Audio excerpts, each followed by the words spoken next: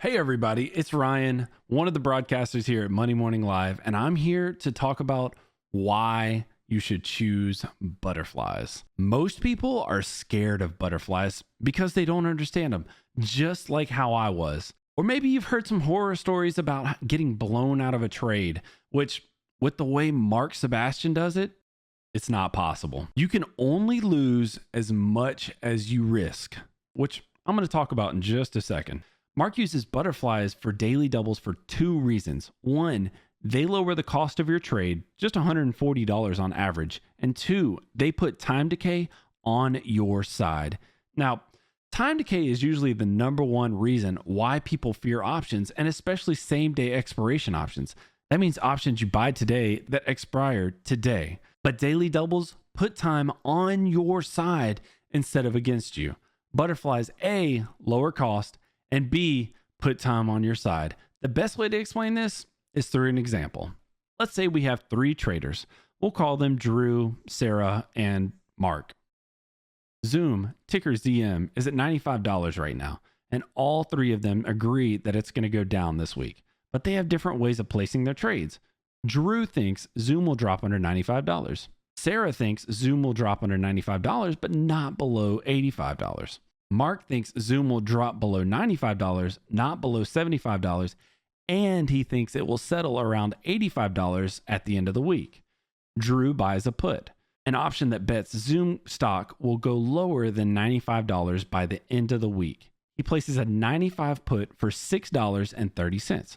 Just one contract in this trade will cost him $630, and his theta, or the amount of money that he'll lose each day Zoom doesn't go below $95, sits at negative $17 overnight. That means if Zoom doesn't go lower than $95 by tomorrow, he's already 17 bucks in the hole. And the real kicker is that negative theta increases. So he may lose 17 bucks overnight tonight, but tomorrow night he could lose 20. The next night, $25, and so on and so forth until there's nothing left. Sarah has been trading a bit longer and knows that just buying a put would be a bit too expensive, and she wants a lower theta. Sarah thinks Zoom will land between $95 and $85. That's her cash zone. Sarah decides to buy a put spread. So she buys the 95 puts for $6.30, just like Drew, and she sells the 85 puts for $3. That way, her total cost for the trade lowers to $3.30, or $330 for one spread. Sarah has lowered her cost basis and given her a better risk-reward ratio.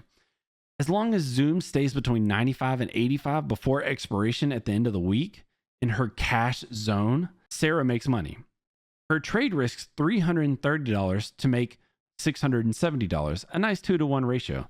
Plus, instead of Drew's negative $17 overnight theta, Sarah will only lose $3.50 overnight. Yes, same as Drew, that negative theta can increase day to day, but she starts at a much lower base. Lower cost, lower theta, better risk reward.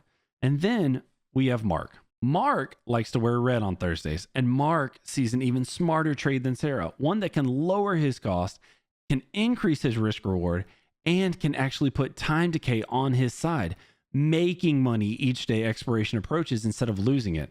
Mark thinks Zoom will stay between 95 and 75, and it will be the closest to $85 by the end of the week. Between $95 and $75 is Mark's cash zone, and the closer Zoom settles to the $85 midpoint at expiration, the more money he will make.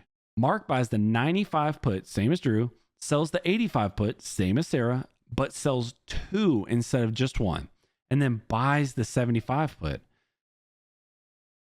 Drew's trade costs $630. Sarah's trade costs $330. Mark's trade will cost only $150. That is the power of a butterfly to lower your cost. Now, remember what I said about time decay. Pretty much any time you buy an option, time works against you. But you can flip time on your side when you buy a butterfly. From the start, Drew's trade loses $17 overnight with time decay. Sarah's trade loses $3.50 overnight. Mark's trade makes $1.60 overnight. He actually has positive theta from the get-go. Instead of time decay, he has time value on his trade. So not only does his trade cost the least, but he's profitable right out of the gate. And once you combine his $1.50 trade cost with the $1.60 he'd make overnight, he's actually getting paid for a free look at this trade. Effectively, his immediate cost is $0. Just to recap really quick, Mark's trade, 1, costs the least, 2, has the best risk to reward ratio, and 3, puts time decay on his side to pay him to make the trade. This is the power of the butterfly.